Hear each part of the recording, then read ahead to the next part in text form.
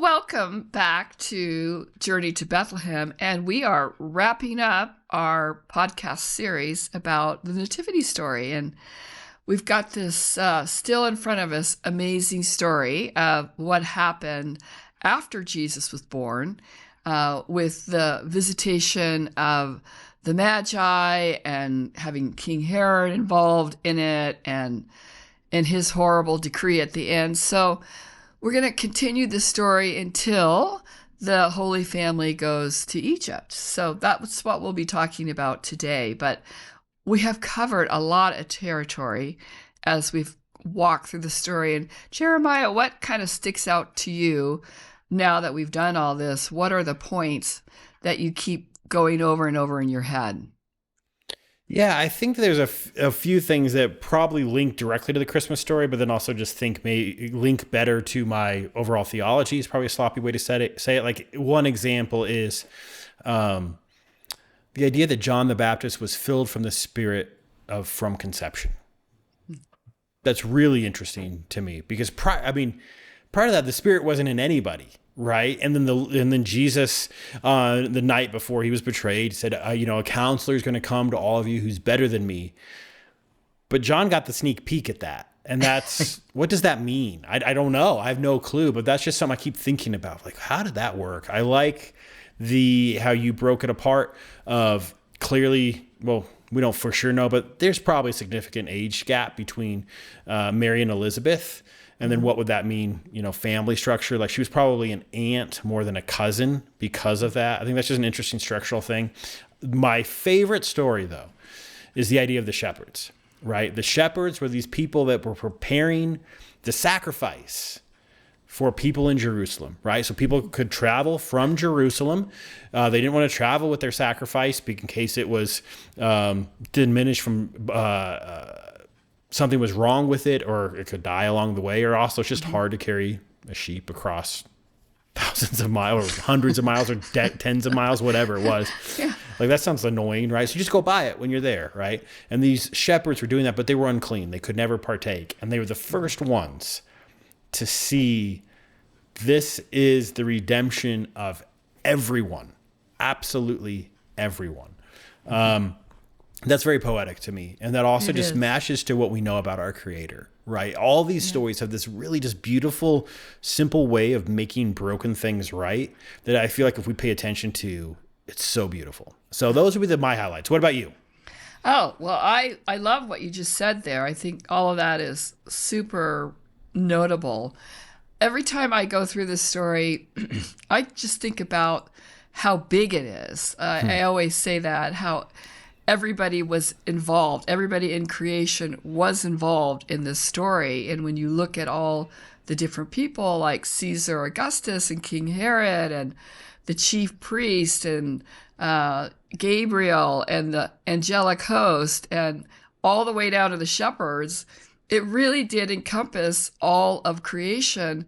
And sometimes we just miss that when we focus on one detail or another. So God's plan was very big, and he implemented it flawlessly. So that's what I think about. Like, think about his ability to make that happen.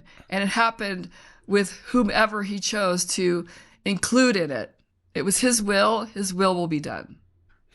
The heavenly host was another thing, as you just said, that reminded me. I got in a few conversations with friends after that episode of, tell me what you think when you hear heavenly host.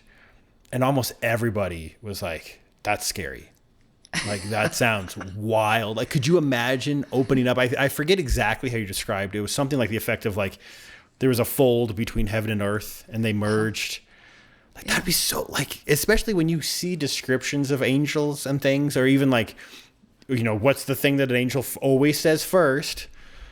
Don't be afraid. Right? Like, here's thousands of them in the sky. And you're just some shepherd, like, with your staff and your sheep. Like, come on. Yeah. That is freaky. And we don't talk about that. It's just a line in a song, right? Right. So that's... Oh, it's a line in here, in the Bible. Yeah, So we don't necessarily understand their actual appearance, but it feels like the shepherds weren't afraid. It feels like it would have just been an amazing thing to actually witness. And I do love the idea, to your point, that the opening between heaven and earth, it was transparent. It didn't exist. What was your idea? I just repeated it back. I don't have any good ideas. Oh. I steal them from you. That's my plan. That's why I'm here. Just take all the good ideas.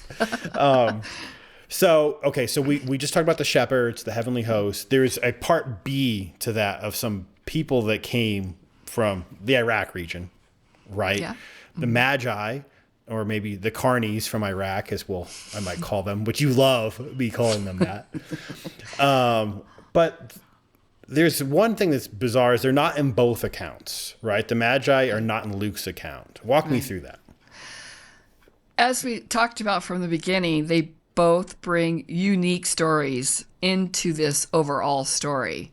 So Matthew's version, when you read it in chapter 1, it goes directly from Joseph's heavenly visitation and the angel saying, go ahead and marry Mary. And he wakes up and he agrees to do that. He wakes up and says, I will do it. I will be obedient. And right from that, it goes directly to the Magi. So in Luke's version, we have all these things that happened in between. Like they ended up going to Bethlehem and then she visited Elizabeth, went to Bethlehem. And while she was there, she gave birth. But Matthew goes directly to the story of the Magi, which, by the way, probably happened several months to 2 years after Jesus was born. And how do we know that? Oh, you put me on the spot again. Well, okay. You just say whatever you think. Here, just make a guess. How do we know it was later? Well, I don't know, Sandy. I don't know. They visited Herod, right? And then they were like, Herod's like, I don't know what's going on, but you're talking about a king, so I'm now freaked out. I got to go kill some people because I don't like other kings. Well, Herod asked them a specific question, which was, when did the star first appear? So they're following the star, and Herod says to the Magi, when did the star first appear? They gave him a date, which was 2 years earlier, at least 2 years earlier. So that gives Herod the idea that he needs to kill every boy in Bethlehem 2 years old and younger. Think about the time shift. If they'd said, well, it just appeared last week and here we are, he probably would have said, let's kill every newborn child. But we don't know. So we're operating on the assumption when the star was up in the sky is the same moment Jesus was born. But we don't know. Could have God preempted the star from the birth? So that's why we say it could have been anywhere from 0 to 2 years, right? Right.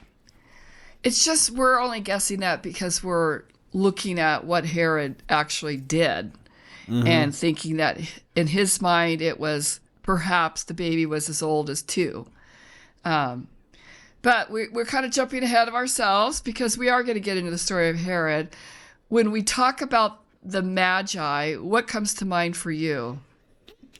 I think it's one of the more fun things of the story as far as being able to, the mystery of it. Like God told some magicians from a different country to come check this thing out. Like that is interesting. And it's a huge question. Like these were pagans. These were people that, what was there? Zion? Not Zion. It begins with a Z, whatever the religion was. It wasn't worshiping God, right? Yes, that's right. But why do you think they're carnies? Why? That's what I really want to talk about. You want to know why because they're magicians. Like, doesn't that sound like a sideshow thing? Like, come check out the bearded lady. Come check out the magicians that can tell your fortune, right? Like, think of the little fortune teller station. The Magi's are there with their camels. No, I don't agree with that. Oh. Sorry. Come on, it was fun. Okay, so tell me about the Magi. Okay, tell me how they're not different. carnies. I'll give you that. Do you think they smell funny? Like, do they smell funny? I mean, all the incense and camels and travel, like they could have smelled great. They probably did not smell well. They did not smell good by the time they showed up in Jerusalem. But I would say the way that I think about them is, their other name is wise men, right? Mm-hmm. So they have some ability, or it basically has the connotation that they had insights into things that people valued, right? If you wanted to go to somebody and talk about your job, would you go Mm-hmm. to a teenager to talk about your job, or would you go to somebody who's older and For sure. perhaps wiser? But here's my question. Okay. You and I both have a little bit of a background in marketing, right? And so if you were a magician, wouldn't you want to call yourself the wise man? Wouldn't that be good PR? Of like, hey, we're not the magicians, we're the wise, and come get some wisdom from us. I think they had street cred, because the kings, the rulers in their lands, would come to them and say, will you interpret this dream for me? I mean, we know that happened in the Old Testament, For right? sure. Daniel So had a are they the same? reputation. So are they the same religion, the same type of people that were in all those Old Testament stories when the kings, it seems ambiguous. Every time a king had a weird dream, get me those dream reading people come in the Right. story. Are they the same thing? I think they had the same ability. They were not the same religion, and you're right about Now, that. when they were interpreting dreams, like, do you think, if you were to go out in left field, do you think like God gave them clarity on these dreams? Do you think it was just like a broke clock's right twice a day? Like, what do you think this was? Gosh, I don't know the answer to that, but the way that they did it was they focused on the signs of the time.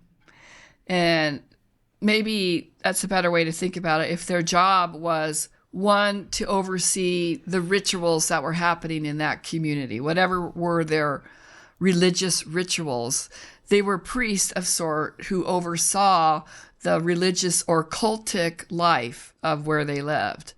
But they also spent time thinking about the universe and thinking about what's going to happen next. And how did they do that? A lot of times they spent time studying the night sky. Which keyed them is- in on this. Yeah, very interesting that that's what their job was. I mean, we have astronomers, but who spends their time thinking about what's going on in the sky and what does it mean? Yeah, I guess NASA my does. biggest yeah, there's probably some people that spend a lot of time and energy there, and money. But one thing that's interesting to me is, let's just put them in the bucket of these people were astrologers, right? Yeah, okay. Better than carnies. Tomato, tomato, right?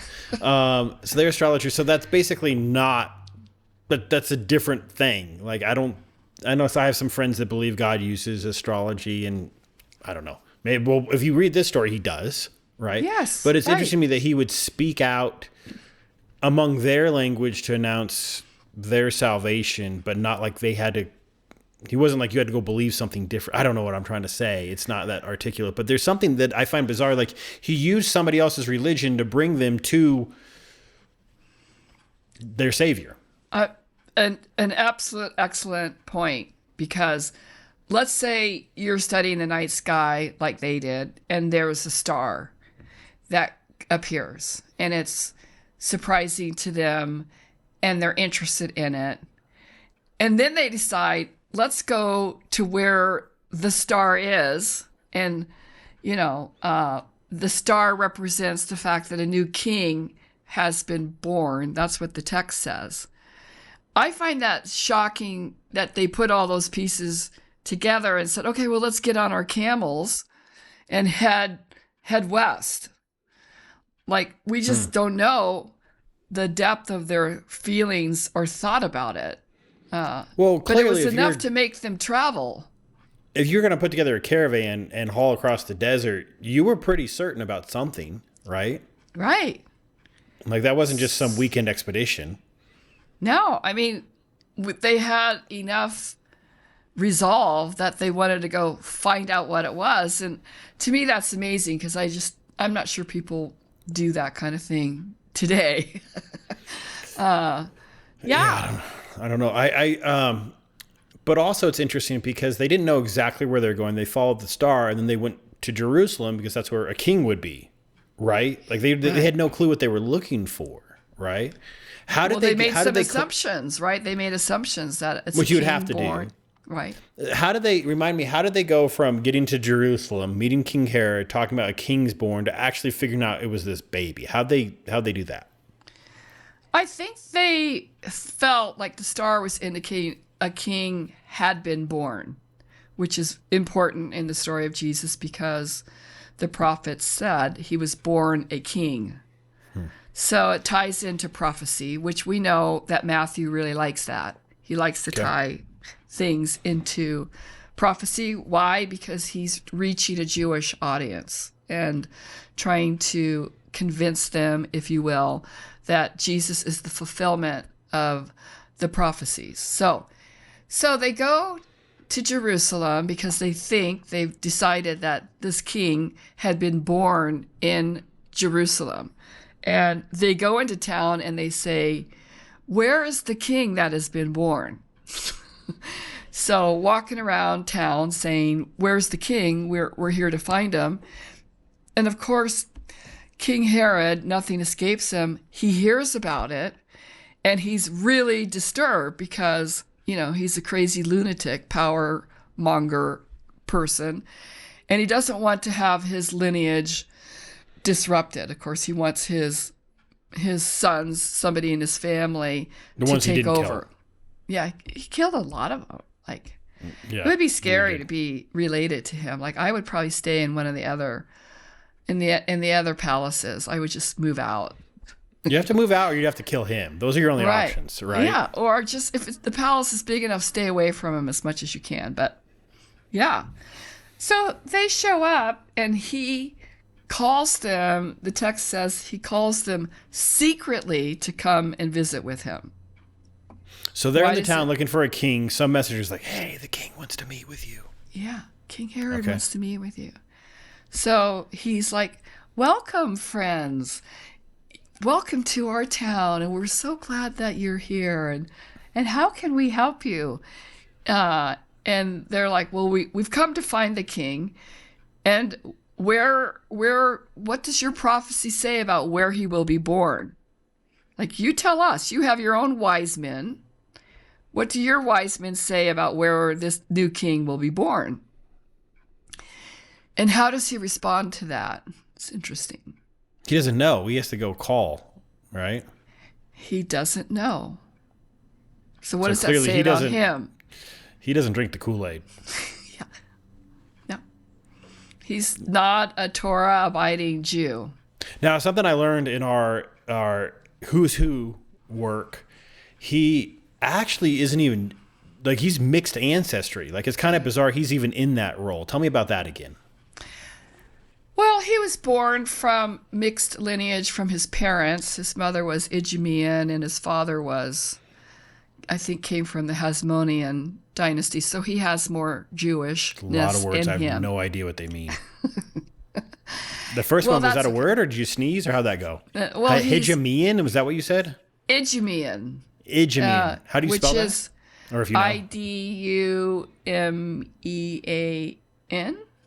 And who were they? That is, well, they're a people group who lived in Jordan, southern Jordan. And you know what their capital was? You probably don't, but their capital was Petra.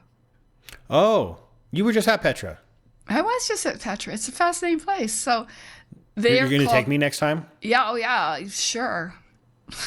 We're going to go and have a great time filming everything. But yes.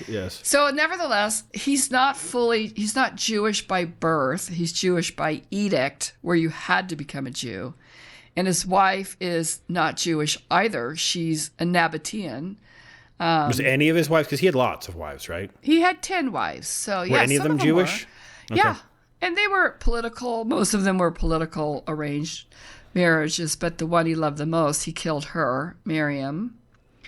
So funny way of he loved the most. I don't killing and loving the most. Well, after he killed her, he put her in a vat of honey, and that was in the palace. Like, how weird is that? "Hi, honey, I'm home. You're still in that vat of honey." How long did you have that joke on cue? Honey.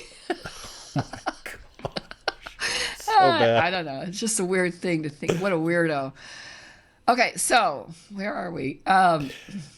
So he had to go seek his wise Yeah, men the of chief priest, the text tells us, and the teachers of the law, and say, where does it say where the king will be born? And they look it up and they're like, it's Micah 5:2.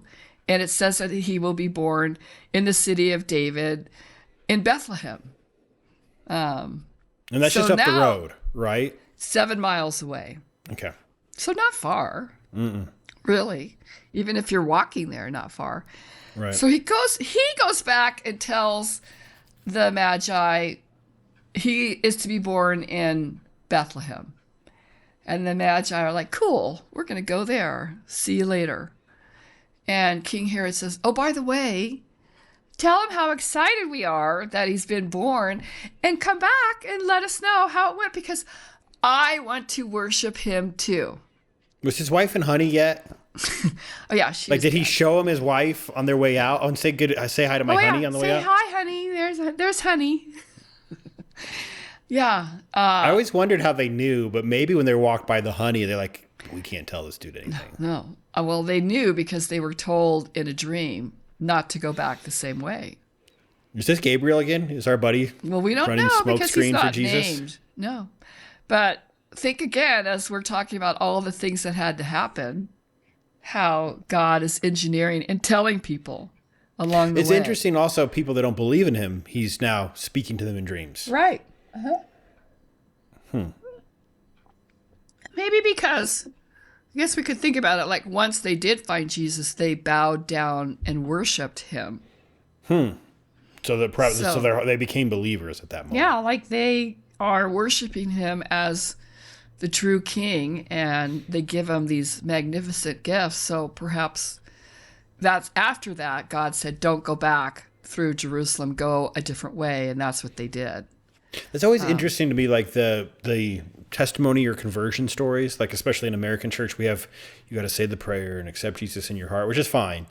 But I do think throughout history, it's amazing to me there's not always a defined moment. Like, did they be like that point? Like, was that their moment?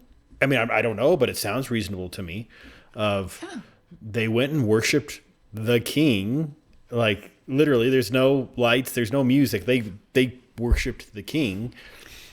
And their did they accept him in his intentionality. heart then? Like, that's wild to me. Or also like the gentleman on the cross, right? They're like, what was their line? Like, don't forsake me or something like that. He's like, you will join remember me when you come into your kingdom. There was no, I'm a sinner, I'm broken. And again, I'm not talking No, disparagingly but he did about say any that. of that. He said, we deserve this, and he doesn't.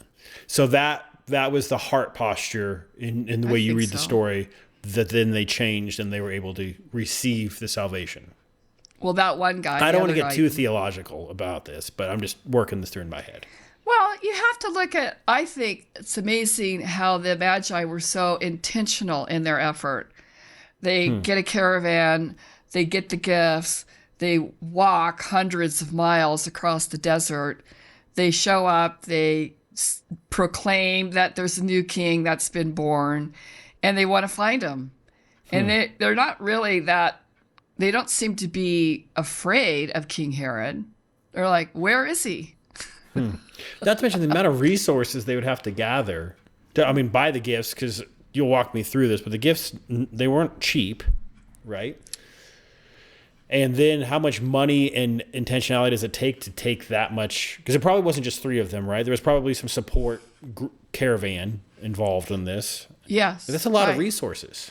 Yeah, there's no, the number is not known. The song says there's 3, as does the giving of 3 gifts. But we don't really know because it doesn't say. And the 3 of them headed out. It could have been more. It could have been less. I doubt that. But they did have support. People walking with them and supplies and setting up tents. I mean, they were not poor Bedouins. They were well regarded and they had significant resources because of their stature. So they walk across the desert, meet Herod, meet honey. They go to Bethlehem. How did they find him in Bethlehem? I know it's not a giant town, but still, it's a town, right? Oh, I think it's big enough that you would have to be perhaps asking or looking, So like, or hey, is there maybe a the new baby star. or? I mean, maybe the star, like they talk about the star stopping, and maybe the star directed them. I don't know as much about the star situation. You're not I into haven't spent astrology, is what you're telling me? I, I've read about some scenarios by which a star could have been there, but somehow they found him. It feels like it wouldn't have been too hard. Maybe a shepherd told him. Who knows? But they weren't in the stable at that point. Mary and Joseph were not living in the place where they had given birth, where she had given birth. They're living in a house. Was it? Do you think they acquired their own house at this point, or do you think it was still with family, or what are your thoughts there? I think they probably were still with family. And why were they? We don't have any indication of why they're still in Bethlehem. Why they didn't go back to Nazareth, right? We don't. I'm guessing it's a cultural thing. Like she gave birth, and they weren't about to just pick him up. And it's the opposite story of when they were coming into Bethlehem, she was hugely pregnant in labor. It's the same thought here. Well, yeah, she gave birth, so why didn't she get back on the camp on the donkey the next day and go back to Nazareth? Right. It's just That's not a thing. It just doesn't work that way in that culture. She had to heal. They had to make sure the baby was stable and healthy. They had family there that could help. And it's 90 miles away, so they wait a period of time. We don't know if they stayed in the family or got a house nearby. But they were there until they left to go to Egypt, because there's no text that says, oh, they went to Nazareth and then they went to Egypt. The text says in Matthew, after the visit of the visit of the Magi, he was visited in a dream and said, wake up, go to Egypt to escape Herod. And Joseph was visited in a dream. Yeah. I mean, I think that makes sense, because let's just walk through the timeline. Let's say they come 2 years after Jesus is born, and they go to Herod, and they're like, where is he born? And he tells them Bethlehem. They walk the 7 miles to go to Bethlehem, and they find Jesus, and they give him the gifts. Now, the expectation of Herod is they're going to walk back the 7 miles, stop, give him the 411 on what's going on there, and explain everything, and then go back to their homeland. Well, they don't. So at some point, Herod realizes they're not coming back. Right. And this makes him really mad because they didn't do what he said. And so ultimately, he makes this decision. Well, if there's a king and this king is a threat, I have to get rid of the threat by killing all the babies. So how long did it take him to come to that decision? And when did it actually happen? Well, sometime before it happened, Joseph is visited in a dream to get up and leave. And he gets up and leaves the next day. And then the massacre happens. So again, we don't know what angel. Could be our buddy Gabriel again. Yeah. One thing that's also interesting to me that you pointed out to me when we started this journey of there is no recorded words from Joseph in Scripture. So this had to have been a family-based story enough that when Luke came along to hear from probably Mary these stories, is our assumption, right? That this was, hey, oh yeah, and Joseph got this dream, and we had to get out of there. Like he woke up and he freaked out, and that's an amazing sequence of events that then would be translated to Luke 30 some years later. Right. Yeah.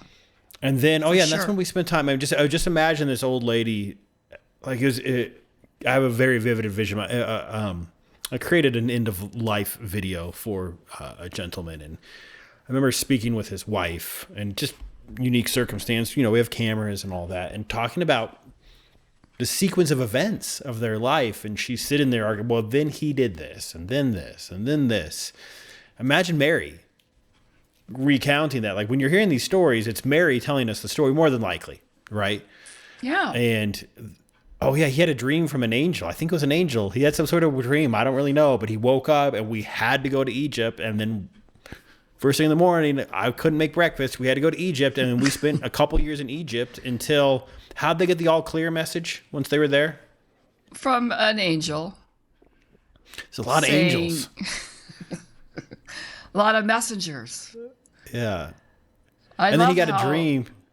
Yeah. And we could go back. And then Mary's saying that we were in Egypt for 2 years. Was that how long? I think it probably was 4 years or 4 so. years? Nobody really knows, but they ended up going back to Nazareth, right? And so, yeah, they didn't jump back to Bethlehem where they had left from. They went back to Nazareth now. Okay. I mean, that's just... That kind of makes sense because let's just kind of put it in human perspective. If Jesus is 4 when they go back, now Mary and Joseph are, I don't know, 20, 25 years old, 19, 24 years old. So she's 19, he's 24 or something like that. Right. Yeah. I'm sure that Joseph is like, well, I've got a family. I have to get back to work. And there might be a sibling involved by now, right? There could be, yeah. There certainly were siblings. They were doing married person stuff. Married person stuff leads to kids, right? Yeah. I mean, the Bible is very clear that they waited until after Jesus was born to consummate their marriage, implying very specifically that they did consummate their marriage. Mm-hmm. And then there's specific texts that speak to the fact that they had 4 boys who are named and at least 2 daughters who are not named. So I think the natural conclusion is they went ahead and had a normal marriage, including a sexual relationship, and conceived and had kids because she's young, she's fertile. Of course she would have kids. Got to pass the time somehow. I mean, it's dark at night, you know. He decided, I better go back to my shop in Nazareth and get to work, which is what he did. But he hasn't been there to 4 to 6 years. Like, there's some dust in there. Yeah, it's been a hot minute. Dust. Yeah. So, I mean, also think about that I forget some of these pieces until you mention them.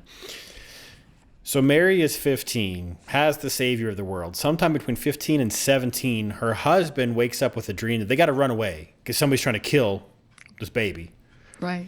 Now, somewhere between 19 and 21, your husband wakes up. We're going to go back to Nazareth. I mean, by the time you're 21, all this has happened to you. That's wild. Oh my gosh, I know it. I mean, they may not have known specifically, but of course they realized that King Herod is dead. He died in 4 BC. That's what was the impetus that it's safe to go back. It's also interesting, though, that Joseph considered where they should live based on who inherited what land from King Herod. So they didn't necessarily want to be living in Judea where Jerusalem is. Instead, they went back to Galilee, to Nazareth, because that was a different king, a different relative of Herod's. And so they probably felt safer there than Bethlehem. Exactly. Huh. So that actually, I never thought about that. I never understood that. That makes a lot of sense. So we're gonna go back home. We're away from that lineage of people. And also, there's a thing, if we had kids, I want to go back home and raise my kids and give them the life that I had or something like that. I mean, that's a very human It's a great thought. way to think about it, right? And so I like how the story unfolded, and that what I think is amazing is how God kept them safe. Always providing what they need. And this speaks to, as we talked about with the story about Mary and Joseph, their absolute obedience. Mm-hmm. Their obedience is evident at every step of the way. It's just, I get a message, we're going to do it. And they know that by being obedient, they assume by being obedient that God's going to protect them. And he does. But then Joseph dies at some point of natural causes. And that's a beautiful segue, by the way. God takes care of him. And then Joseph dies. Thanks, Andy. Well, he did his job. I mean, Turns out we all die. There's no way around it. Turns out that we die. Some people die twice when Jesus brings them back to life, and then they die again. But that's rare, right? But there's our buddy, Lazarus that happened to, Lazarus right? happened to, and a couple other people as well. But I do think the Magi have an amazing part in this because of the gifts they bring and their bowing down and worshiping. It shows you that the entire world, Jews and Gentiles, were going to worship Jesus. That's their primary effect, if you will, that his being king is not just king to the Jewish kingdom, he's being king of the entire world. It's a beautiful part of the story. So two things there. One, so it's Christmas. You talk about presents. You haven't talked to me about these presents yet. We got to hear about these presents. Walk me through them. The presents are very well known. Everybody knows that they're gold, incense, frankincense, and myrrh. And they each represented something specific, which I also think is amazing how they thought through what to bring them. And of course, gold is the one that we all get because he's a king. So you bring your king gold. That's he's deserving of that, and pretty sure that Mary and Joseph were psyched about that. Oh, gold. Especially having a bolt to Egypt, you probably could use the resources. Exactly, and then to start your business back in Nazareth. The next one is incense, frankincense, which is an incense, and I think that's just more of a cultural thing. Incense is what people have around their house and burn because bathing habits weren't quite the same as the world smelled differently then than it does now. Exactly. Especially if your animals were down below. Yeah. Kind of a housewarming gift. Here's some nice incense for your house. Frankincense. I think it probably had medicinal purposes too, as I recall. So perhaps it wasn't just smelling good, but had some medicinal purposes for them to treat any illnesses. And the last one is the myrrh, which is the big, that one is the one that indicates death, dying, because you would embalm a body with incense, including myrrh. And we know that even happened with Jesus when he died, and the women brought 75 pounds of incense, including myrrh. So myrrh was considered to be an embalming So wait, compound. I'm slow. Why did they bring that then? When he died? No, why did the wise men bring it? Like, that's a little dark, isn't it? Well, yeah. It's foretelling. Hey, here's your remember, baby. Here's something that you wore up. Like, here's an urn. Like, is that kind of what it was? I mean, just telling you that you think they're carnies. They were actually wise men. And perhaps they had an indication that Mary, that the parents would suffer through the death of Jesus. It's crazy to think about that. I mean, it really is to think that if you're Mary, knew.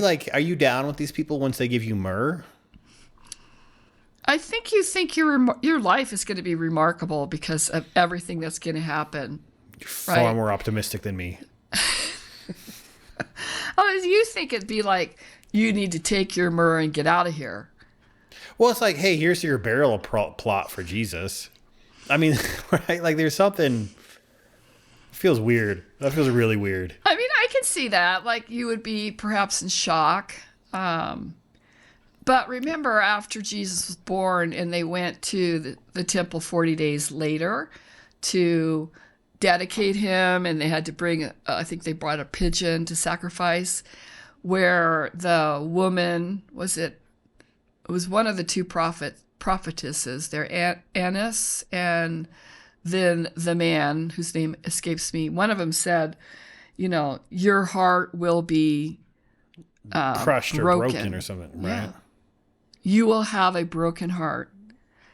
So this is kind of another affirmation of that this is not going to be a journey that's simple. And even though he's the savior of the world, and you would think, Well, naturally, he'll live a long life and he'll be here maybe forever. And here's this messaging to them that that's not the way it's going to go.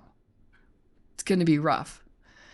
Mm-hmm. And, but I think they felt a sense of, I don't know, gratitude that their job was so important and thankful that God chose them to raise his son. I mean, they had to keep him alive. They had to keep him from falling out of a tree. Right, all that stuff. Oh It's a gosh, good I mean, it's a good place to do it in Nazareth because it's totally family oriented and everybody knows everybody and there's no Romans living there. It's tucked away, it's hidden away, nobody cares about it. mm-hmm. And you would be as safe there as anywhere else. So we talked about the presents. Now the thing that I love about this story is, so there was two groups of people invited to see Jesus, to meet Jesus. There's the shepherds and there was the Magi. Yeah. Walk me through why those two groups of people. Well, I think I'm interested to hear what you have to say about it. Well, all I have to say is what you told me. So Well, I like the idea of there's the shepherds that were the Jewish people. They were in the tribe, so to speak. And then the Magi were external. And there's this foreshadowing of like, this is the Savior for everyone. The people that actually prepared the sacrifices, that raised the sacrifices, that couldn't partake, he's for that group. And also these astrologers from a faraway land. He's the king of everyone. He's the Savior for everyone. I think that's beautifully said. I mean, I feel the same way. I think I would even add a bit more detail about how, the shepherds were the lowest of the low, and you say they're part of the tribe, but they were ostracized by their own people. Mm-hmm. They were outcast. I like the connection you made that these are people who are preparing the lambs to be sacrificed. I had never thought about that. And then here they are seeing Jesus, who is the ultimate sacrifice. Like that is a strong connection there. I feel like that's got to be a theological message around that. And then, of course, he becomes the shepherd who takes care of his sheep. Mm-hmm. I mean, it's such strong imagery of Jesus being the one who takes care of his sheep, every one of them. He cares about all of them. He'll go to any length to make sure they're safe. It just fits in so nicely. It really does. And as far as the Magi go, I think it's just that the world was going to find out who he was. And we know that's true because before he dies, some Gentiles requested to see him. So we know that he's gearing up and making certain that Gentiles are included because, for example, he feeds the 4,000 in a Gentile territory after he feeds the 5,000 in a Jewish territory.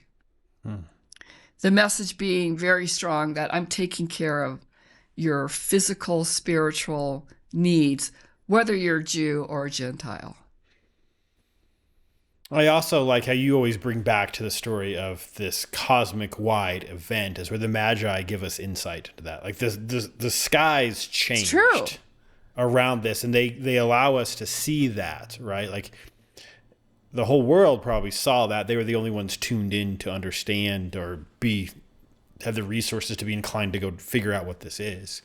I've heard the theories that actually around Jesus' birth aligned with a supernova that happened, and people even in China documented this supernova. I mean, I'm not a historian, so don't take my word for it, and never let the truth get in the way of a good story. But clearly something in the skies happened around this event. So this event happened from, again, the heavenly hosts coming to shepherds, the lowest of the low. This space was folded together of the heavens and earth, and then the universe gave a signal to this thing. It's amazing. It's a wild story. Yeah. And it's all because God is in control of all of it. It shows you his ability to control all of it. which is an important message, you know. And because, you know, the incarnation, it took a minute for Jesus to grow up and become who he ultimately became while he was on earth. But God starts it with a big, big, huge cosmic wide event so that we couldn't miss it. And it's kind of sad to think today that people still miss that. They just miss it. They just don't want to be a part of it. Yeah, I do find it sad. I find it also bizarre that we do, right? Like both of those statements, I think coexist. Like, of course I believe, of course. And also when you break it down, it's like, this is wild. Like, this is wild. If somebody were to come up to me... Don't you think it's interesting that people think of Santa Claus as a myth and they think of Jesus as a myth, but they're more than happy to celebrate Christmas? Yeah. I mean, there is a culture thing that I think Christmas is based upon nostalgia and what we want more than, and we just grab these pieces to make ourselves comfortable. And I don't know if that's necessarily a bad thing. I think most things in this world that are good are mixed, right? Like Easter's the same way, right? Like it's a really great day, but it's partially the fun festivities for the kids. I think it's partially this deep reminder of the sacrifice that was made for us as believers, or for all of us, but us as believers are attuned to that message.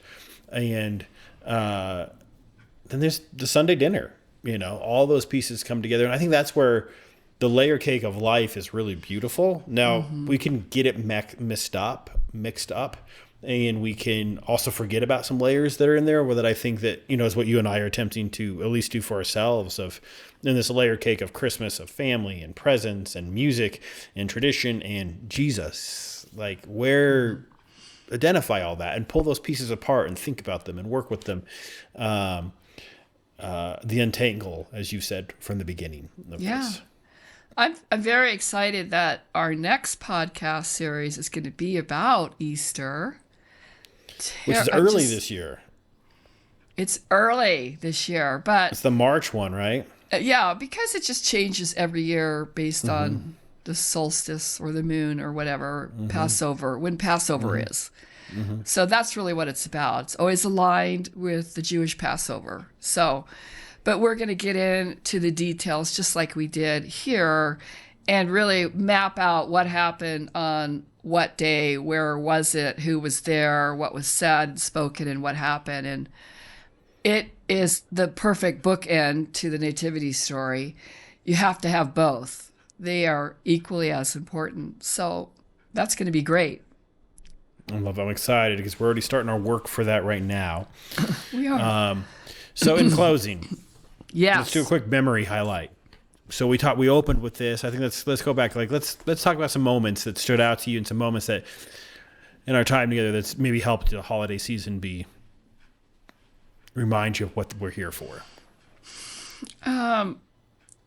Well, I think immersing yourself in this story is always a good idea around the holidays, and spending more than one day at Christmas going to church and listening to the story about the birth of Jesus. It's such a minute part of a much bigger story. Of course, it's hugely important, but it's just a small part. And I like recalling it because if you did that every year, you would really have a strong sense of God's presence this time of year. And I think it would lead to a lot of gratitude for what he did. And this can be a very hard time of year for people. So actually focusing on the birth of Jesus gives you hope in a season that sometimes can feel hopeless. That's what I think. Yeah. I like what you said of like spending time in it every year, because I break out certain Christmas music every year. There's certain Christmas movies that I watch every year, which I told you to watch this year, like White Christmas, which you and loved. I did. It was the best night of your season, right? Love that movie. And why wouldn't we do the same with this piece? And so I've appreciated that. I've appreciated how it was just kind of a gift given to me, because I didn't set out to do this. It just through conversations, and you and I just kind of came to be. It happened. And I like the spice of the different characters, of how they really came out this year, right? Of spending time with just not the one moment, like you pointed out, just not the birth, but all these other characters. And then you do start to see all the pieces that were in place for this story to happen the way that it did. And I think that's cool, right? Yeah. That's just fun to think about and be about. I always love the saying, I forget who it was, that stories help us make sense of our lives. Oh. I think it's baked into our DNA from our creator. And of course he's going to do all this through a story, because it's our language of our species, right? Is story. And I think this story helps us make sense of our lives, of all the pieces and some of the uncomfortableness of people killing babies. I know. Terrible. The horror of it, but yet this little baby, the savior that happens this time of year. So I've loved spending that time with this, and I hope those who have watched have loved that as well. I do too. To your point, I feel like understanding the people involved brings the story more to reality in my mind, because it all was mostly based around people doing certain things. And the more we know their story, the more we can see how it all fits in.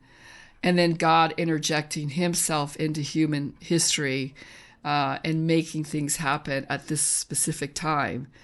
It's just a lovely reminder of how God is in control and will always be in control. Even when we feel like he's not, he's always there in the midst of it. So yeah, it's a beautiful story, and I love going to church and singing those great songs, "O Holy Night" and "Emmanuel," and really worshiping what God did. It's a beautiful time to remember everything that he's done for us, and I'm glad that people were with us on the journey. It was great.